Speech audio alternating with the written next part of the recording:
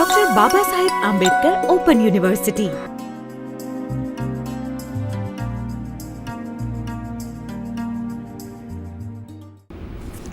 નમસ્કાર મિત્રો, આજે આપણે ચર્ચા કરીશું ફુગાવાના વિવિધ સિદ્ધાંતોની. ફુગાવો કયા કારણસર સર્જાય છે, એ કારણો ઘણા બધા અર્થશાસ્ત્રીઓ કે જેમણે ફુગાવા અંગે પોતાના સંશોધનો દ્વારા એ પ્રતિપાદિત કર્યું છે કે ફુગાવા પાછળ અમુક ચોક્કસ કારણો હોય છે. તો એ કયા કયા કારણો હોઈ શકે અને આ અંગેના જે એમણે સિદ્ધાંતો આપ્યા છે એની આપણે ચર્ચા કરીશું. સૌપ્રથમ આપણે જરા એ જોઈ લઈએ કે ફુગાવા અંગે જે જુદી જુદી વિચારધારાની સાથે સંકળાયેલ અર્થશાસ્ત્રીઓએ જે સિદ્ધાંતો આપ્યા છે એ કયા કયા છે. ફુગાવા અંગેના જે સિદ્ધાંતો છે અથવા તો અભિગમો છે, એમાં પહેલું છે પ્રશિષ્ટ અર્થશાસ્ત્રીઓનો અભિગમ.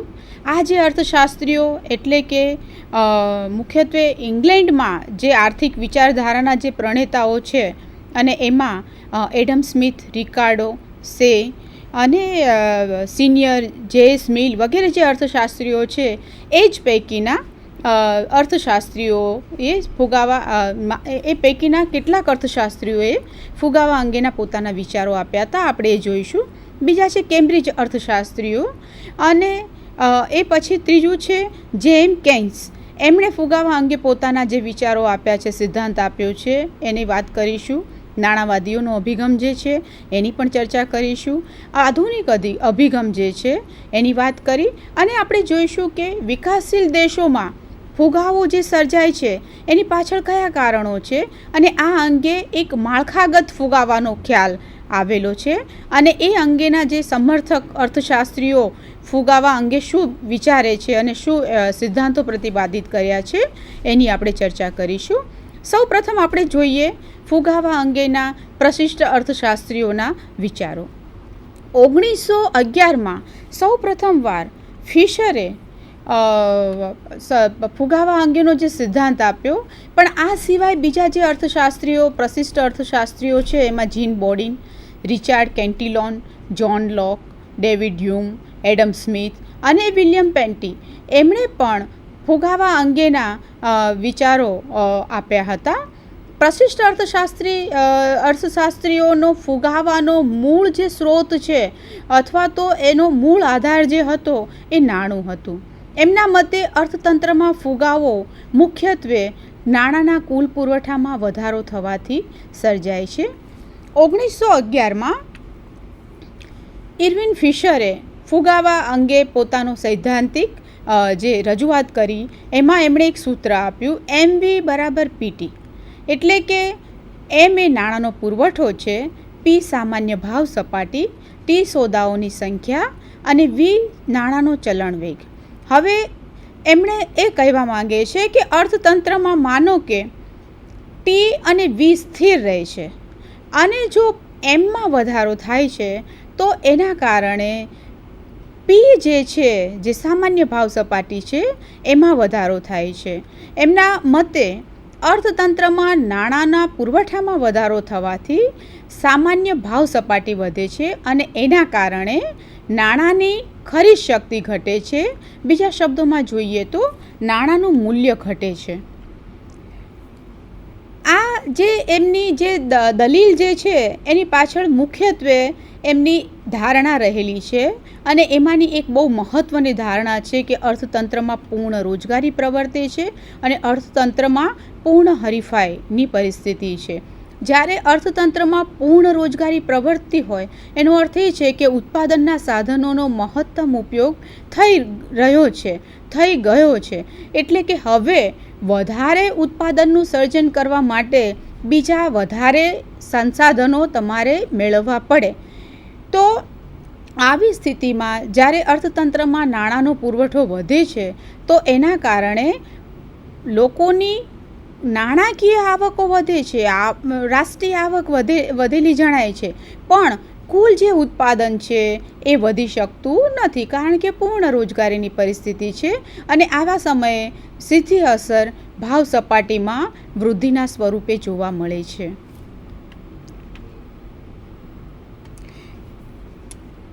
પ્રશિષ્ટ અર્થશાસ્ત્રીઓએ ફુગાવાના કારણો અંગેના જે બાબતો રજૂ કરી, સિદ્ધાંતો રજૂ કર્યા, એમાં મૂળ એમનો દલીલ હતી કે પૂર્ણ રોજગારીની કક્ષાએ નાણાંના પુરવઠામાં વધારો થવાથી ભાવો વધે છે. પણ આ જે નાણાંનો પુરવઠો કયા કારણોસર વધે છે એ અંગે એમની સ્પષ્ટતાઓ કરી ન હતી. હવે પછી આપણે બીજા અભિગમની વાત કરી, અને આ જે છે એ નવપ્રશિષ્ટ અથવા તો નવ્ય પ્રશિષ્ટ અર્થશાસ્ત્રીઓનો અભિગમ છે. આ અભિગમ જે છે એ બહુ વિશેષ રીતે જોઈએ તો પ્રશિષ્ટ અર્થશાસ્ત્રીઓથી અલગ નથી. ખાલી એક બાબતનો આપણે એમાં નોંધ કરી શકીએ. એમણે એક બાબતનો ઉમેરો કર્યો હતો, અને એ હતો કે લોકો પોતાના હાથમાં કેટલું નાણું રાખવા માંગે છે, જેને સામાન્ય અર્થમાં નાણાંની માંગ તરીકે ઓળખવામાં આવે છે. એટલે કે જો અર્થતંત્રમાં આપણે સૂત્ર પણ જોઈ શકીએ, P=MD/KR. P જે છે એ ફુગાવો છે અથવા તો સામાન્ય ભાવ સપાટી છે. MD છે નાણાંની માંગનું પ્રમાણ છે. K એટલે લોકો કુલ આવકનો અમુક ભાગ હાથ ઉપર રાખવા માંગતા હોય તે નાણાંનું માંગ પ્રમાણ છે. જ્યારે R જે છે એ વાસ્તવિક ઉત્પાદન છે, અર્થતંત્રમાં થતું ઉત્પાદન છે. તો જો સમાજ જે છે, લોકો જે છે એ પોતાના હાથ ઉપર કેટલી નાણાંની માંગ કરે છે, એના આધારે આપણે જોઈ શકીએ કે જેમ MD વધે, નાણાંનું માંગનું પ્રમાણ વધે, એમ ભાવ સપાટી વધતી જાય છે. આ જે સિદ્ધાંત જે છે એને બંને સિદ્ધાંતોને એટલે પ્રશિષ્ટ અર્થશાસ્ત્રી અને કેમ્બ્રિજ અર્થશાસ્ત્રીઓ એ બંનેના જે સિદ્ધાંતો છે એને બીજા શબ્દોમાં નાણાંના પરિમાણના સિદ્ધાંત તરીકે ઓળખવામાં આવે છે. હવે આપણે જોઈએ ફુગાવા અંગે કેન્સનો અભિગમ. સામાન્ય રીતે કેન્સને આપણે ખાસ કરીને અર્થશાસ્ત્રના વિદ્યાર્થીઓ કેન્સના નામથી અજાણ ન હોઈ શકે, કારણ કે વૈશ્વિક મંદીનું જે સર્જન થયું હતું અને એને નિવારવા માટેના ઘણા અર્થશાસ્ત્રીઓએ વિશેષ પ્રયાસો કર્યા હતા. એમાં કેન્સના જે સૂચનો છે, એમણે જે સૂચવેલી વ્યૂહરચના હતી, એમાં નોંધપાત્ર સિદ્ધિ હાંસલ થઈ હતી, અને વિશ્વના ઘણા દેશોએ કેન્સની જે ફોર્મ્યુલા હતી એને અપનાવીને પોતાના દેશની મંદીને દૂર કરવા માટે સફળતા હાંસલ કરી હતી. કેન્સ ફુગાવા અંગે શું જણાવે છે જ્યારે આપણે એ જોઈએ તો કેન્સની જે બાબત છે, સિદ્ધાંતની જે બાબત છે, એ પણ એ જ કહેવા માંગે છે કે અર્થતંત્રમાં ફુગાવો ક્યારે સર્જાય. તો એમણે બે બાબતોની વાત કરી છે જેને આપણે જોઈશું. એક તો અપૂર્ણ રોજગારીએ સર્જાતો ભાવ વધારો અને પૂર્ણ રોજગારી બાદ સર્જાતો ભાવ વધારો. હવે અર્થતંત્રમાં ફુગાવો સર્જાવા માટેના એમણે 3 કારણો આપ્યા છે, અને એમાં એ છે, એક તો લોકોની સીમાંત વપરાશ વૃત્તિમાં વધારો થાય, એટલે લોકોની જે આવકો વધે છે એ આવકમાંથી કેટલો ભાગ એમણે પોતાની વપરાશમાં ખર્ચ કરવા માંગે છે એ. બીજું, અર્થતંત્રમાં મૂડીરોકાણ જે છે, જે નિયોજક દ્વારા મૂડીરોકાણ કરવામાં આવે છે, એમાં થતો વધારો. અને ત્રીજું છે જાહેર ખર્ચ, એટલે કે રાજ્ય દ્વારા જે જાહેર ખર્ચ કરવામાં આવે છે અને એના કારણે થતો વધારો. આ 3 પૈકી કોઈ પણ પરિબળ દ્વારા અર્થતંત્રમાં ફુગાવાનું સર્જન થઈ શકે છે. એમણે 1940માં એક પુસ્તક લખ્યું હતું અને એમાં ફુગાવાજન્ય ખાધની ચર્ચા કરી હતી, અને એમણે એ સાબિત કર્યું હતું કે પૂર્ણ રોજગારીની કક્ષાએ જ્યારે કુલ પ્રાપ્ય ઉત્પાદન જે છે એની સાપેક્ષમાં આયોજિત ખર્ચ વધી જાય. હવે આયોજિત ખર્ચ જે છે એ ખાસ કરીને આપણે રાજ્ય દ્વારા થતા ખર્ચના સંદર્ભે જોઈએ છે. તો જે આયોજિત ખર્ચ વધી જાય અને એના કારણે ફુગાવાજન્ય ખાધ સર્જાય છે. આ કેવી રીતે સર્જાય છે એને આપણે આકૃતિ દ્વારા જોઈશું. આકૃતિમાં આપણે જોઈએ છીએ કે OX ધરી ઉપર આવક છે, દેશની આવક દર્શાવવામાં આવેલી છે, અને OY ધરી ઉપર ખર્ચ અને વપરાશ દર્શાવવામાં આવેલો છે. અર્થતંત્રમાં પૂર્ણ રોજગારીની કક્ષાનું જે બિંદુ છે E1 બિંદુ છે, હવે આ E1 બિંદુએ અર્થતંત્રની કુલ આવક OY1 છે અને એની સામે એનો વપરાશી ખર્ચ E1Y1 છે. આ જે સમતુલાની બિંદુ પૂર્ણ રોજગારીની કક્ષાએ છે અને આ જે કક્ષાએ અર્થતંત્રમાં કુલ જે ખર્ચ છે એમાં C+I+G. C એટલે પ્રજા દ્વારા થતો વપરાશી ખર્ચ, I એટલે નિયોજકો દ્વારા થતું મૂડીરોકાણ ખર્ચ અને G એટલે સરકાર દ્વારા થતું ખર્ચ.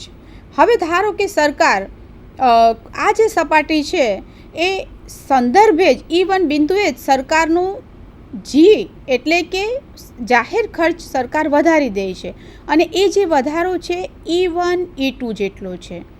આ જે વધારો થશે એના કારણે એક નવી ખર્ચની રેખા આપણે જોઈશું અને એ જે રેખા છે એ દર્શાવે છે કે C+I+G ગવર્મેન્ટ એટલે સરકારના ખર્ચમાં થયેલી વૃદ્ધિ. આ વધારાનો જે ખર્ચ છે જૂની સમતુલાની સ્થિતિ કરતાં એના કારણે આવક વધે છે. કેન્સ જણાવે છે કે આ આવક જે છે કઈ છે?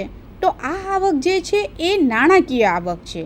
આવકો વધે છે પણ અર્થતંત્રમાં ઉત્પાદન એટલું વધતું નથી.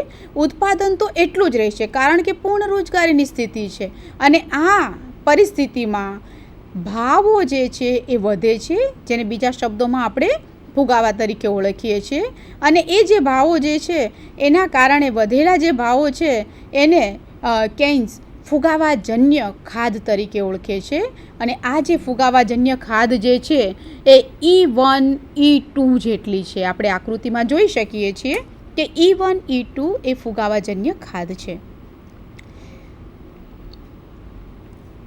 કેન્સ એ પણ જણાવે છે કે એ જે ફુગાવાજન્ય ખાધની એમણે જે ચર્ચા કરી એ પૂર્ણ રોજગારીની સંદર્ભમાં કરી, પણ અપૂર્ણ રોજગારીએ પણ ફુગાવો સર્જાઈ શકે કે કેમ એ અંગે એમની વિચાર આપણે જોઈએ તો આકૃતિમાં જોઈ શકીએ છીએ કે YF જે છે એ પૂર્ણ રોજગારીનું બિંદુ છે. હવે YFની ડાબી બાજુએ જો ભાવો વધતા હોય, આપણે જોઈ શકીએ છીએ કે OX ધરી છે ત્યાં કુલ ઉત્પાદન અને આવક આપેલા છે અને OY ધરી પર કિંમતોની સપાટી દર્શાવી છે.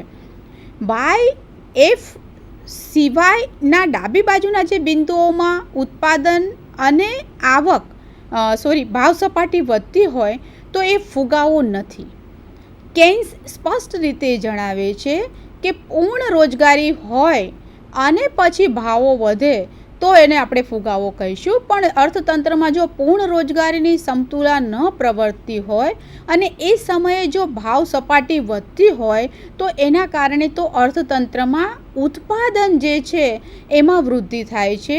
અર્થતંત્રની આવક અને ઉત્પાદનની કક્ષા વધતી જાય છે તો એ ફુગાવો નથી. આપણે આકૃતિમાં એ જોઈ શકીએ છીએ. ફુગાવા અંગેના હવે આપણે ત્રીજા અભિગમની વાત કરીએ, ચોથા અભિગમની વાત કરીએ અને આ જે અભિગમ જે છે એ મિલ્ટન ફ્રીડમેનનો છે. મિલ્ટન ફ્રીડમેનને મુખ્યત્વે નાણાવાદી અર્થશાસ્ત્રી તરીકે ઓળખવામાં આવે છે.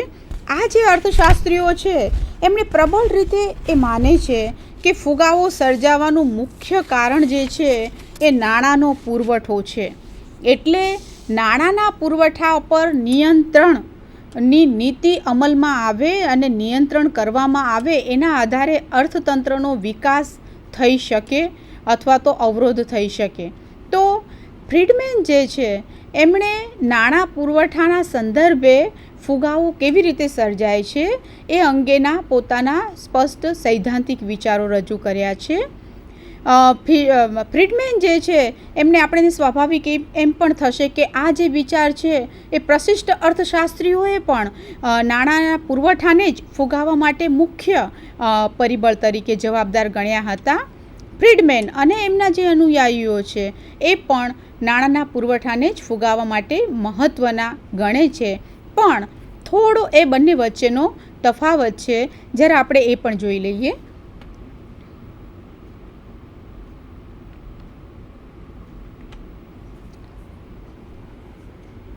તેમણે જે મિલ્ટન ફ્રીડમેન અને એમના અનુયાયીઓ નાણાંના સંદર્ભે શું પ્રશિષ્ટ અર્થશાસ્ત્રીઓથી કઈ બાબતે અલગ પડે છે એ જોઈએ તો એમણે નાણાંના જથ્થાને એક પ્રવાહ તરીકે જુએ છે, જ્યારે પ્રશિષ્ટ અર્થશાસ્ત્રીઓ નાણાંના જથ્થાને એટલે નાણાંના જે પુરવઠાને જથ્થાની રીતે જોતા હતા, પ્રવાહ તરીકે નહીં.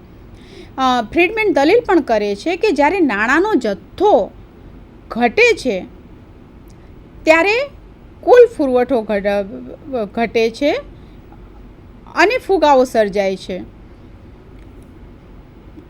તેઓ ટૂંકા ગાળાના કરતાં લાંબા ગાળાને વધારે ધ્યાન આપતા હતા, એટલે કે એમણે ટૂંકા ગાળા નહીં પરંતુ લાંબા ગાળે ઉત્પાદન વધારી શકાતું નથી, કારણ કે અર્થતંત્રમાં પૂર્ણ રોજગારી હોય છે અને એવી પરિસ્થિતિમાં નાણાંના પુરવઠામાં થતો વધારો માત્ર ભાવોમાં જ વધારો કરે છે એમ સ્પષ્ટપણે માનતા હતા.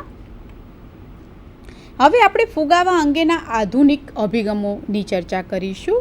આ જે આધુનિક અભિગમો છે એને મુખ્યત્વે બે ભાગમાં આપણે વિભાજિત કરીશું: માંગ પ્રેરિત પરિબળો વડે સર્જાતો ફુગાવો અને વાસ્તવિક પરિબળો વડે સર્જાતો ફુગાવો.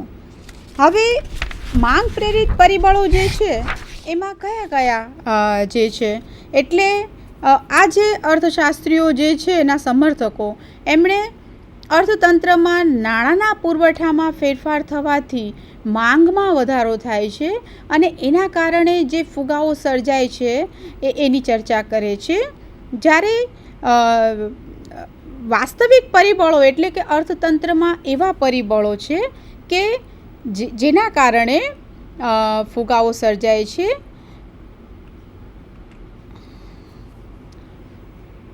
આ વાસ્તવિક પરિબળોમાં અર્થતંત્રમાં વિકાસની પ્રક્રિયા ચાલી રહી હોય, અર્થતંત્રમાં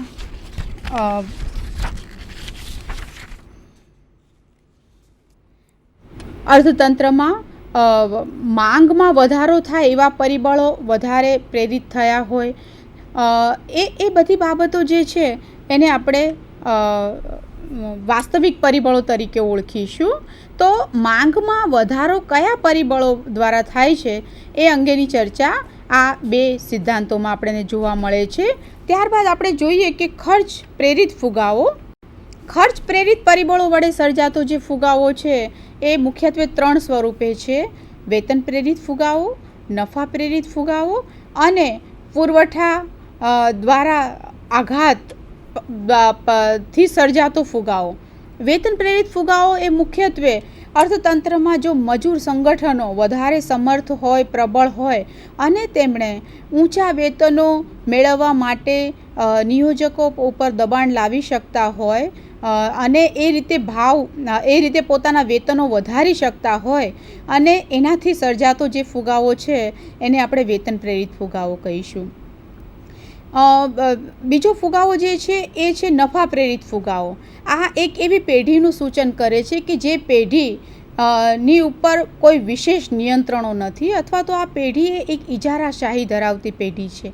આવી જે પેઢી છે એ ધારે પોતાનો નફો મહત્તમ કરવો હોય તો એ ઇજારો ધરાવે છે, એટલે વસ્તુની કિંમતમાં વધારો કરી શકે છે અને એ રીતે અર્થતંત્રમાં ભાવ સપાટી વધે છે. અને ત્રીજો છે કે અર્થતંત્રમાં અચાનક કુદરતી અથવા માનવ સર્જિત પરિબળો એવા થાય કે અર્થતંત્રના કુલ ઉત્પાદનમાં ઘટાડો થાય અગાઉના વર્ષોની સાપેક્ષમાં પણ, અને આવું સર્જાય ત્યારે જે માંગ કરતાં પુરવઠો અત્યંત ઘટી જાય અને ભાવ સપાટી વધે છે એને આપણે ફુગાવા તરીકે ઓળખીએ છીએ. હવે આપણે જોઈએ કે માળખાગત ફુગાવો. આ જે ખ્યાલ જે છે માળખાગત ફુગાવા અંગેનો ખ્યાલ છે, ખાસ કરીને મિરડાલ અને સ્ટ્રીટન નામના અર્થશાસ્ત્રીએ આપેલો છે અને એમણે સ્પષ્ટ રીતે માને છે કે ફુગાવો એ વિકસિત દેશોમાં અને વિકાસશીલ દેશોમાં અલગ અલગ કારણોથી સર્જાય છે. વિકસિત દેશોમાં ફુગાવો સર્જાય છે એ અંગે આગળ બાબતો જે આપણે સૈદ્ધાંતિક ચર્ચાઓ કરી એ હોઈ શકે, પરંતુ વિકાસશીલ દેશોમાં ફુગાવો શા માટે સર્જાય છે તો એ માટે જે આગળના જે સિદ્ધાંતો છે એ સંપૂર્ણ રીતે લાગુ પાડી શકાય નહીં. વિકાસશીલ દેશો એ વિકાસની પ્રક્રિયા શરૂ કરી છે અને વિકસી રહ્યા છે. આ દેશોમાં દ્વિમુખી અર્થતંત્ર ધરાવે છે. એક બાજુ વિકાસ દેખાય છે અને બીજી બાજુ વિકાસની અસર જોવા નથી મળતી. તો આવા અર્થતંત્રની મુખ્ય લાક્ષણિકતા શું હોય છે? આ અર્થતંત્રમાં બજાર જે છે એ પૂર્ણ વિકસેલા હોતા નથી અને વિકસેલા પૂરા હોતા નથી. એના કારણે ઉત્પાદન જે છે એમાં સતત અવરોધો આવ્યા કરે છે અને એ અવરોધોના કારણે ભાવ સપાટી વધે છે અને ફુગાવો સર્જાય છે. આ અવરોધો કયા કયા હોઈ શકે એની આપણે ચર્ચા જોઈએ. તો ખાસ કરીને કૃષિ ઉત્પાદનના અવરોધો. વિકાસશીલ દેશોમાં જમીન માલિકી પ્રથા, જમીનની ઉત્પાદનની પદ્ધતિ, જમીનના સંદર્ભે જે પણ બાબતો જે છે કે જે એના વિકાસને ટેકો આપે અને એના વિકાસને ગતિ આપે, એ બધી બાબતોમાં ઘણી બધી ખામીઓ હોય છે, ઘણી બધી મર્યાદાઓ હોય છે અને એના કારણે કૃષિ ઉત્પાદનની ક્ષમતા જેટલી થવી જોઈએ એટલું ઉત્પાદન થતું નથી અને ફુગાવો જે સર્જાય છે એના માટે મુખ્યત્વે જે કારણ છે મિર્ડાલ ને સ્ટ્રીટન નોંધે છે કે વિકાસશીલ દેશોમાં કૃષિ ક્ષેત્રનો જો પૂર્ણ વિકાસ કરવામાં આવે, કૃષિ ઉત્પાદન વધારવામાં આવે તો ભાવ સપાટીને નિયંત્રિત કરી શકાય છે. કારણ કે આ દેશોમાં કૃષિ ઉત્પાદિત આધારિત આર્થિક પ્રવૃત્તિઓનું પ્રાબલ્ય જોવા મળતું હોય છે. બીજી જે છે એનો અવરોધ એ છે સરકારી જાહેર ખર્ચના અવરોધ. હવે વિકાસશીલ દેશોમાં અર્થતંત્રમાં સરકારે વિકાસની પ્રક્રિયાને શરૂ કરવી, વિકાસની પ્રક્રિયાને આગળ ધપાવવી, એ માટે મોટા પ્રમાણમાં મૂડીરોકાણ કરવાનું હોય છે. કારણ કે ખાનગી ક્ષેત્ર છે, બજાર જે છે એ મહત્ત્વની બાબતોમાં પ્રવેશ કરતું હોતું નથી.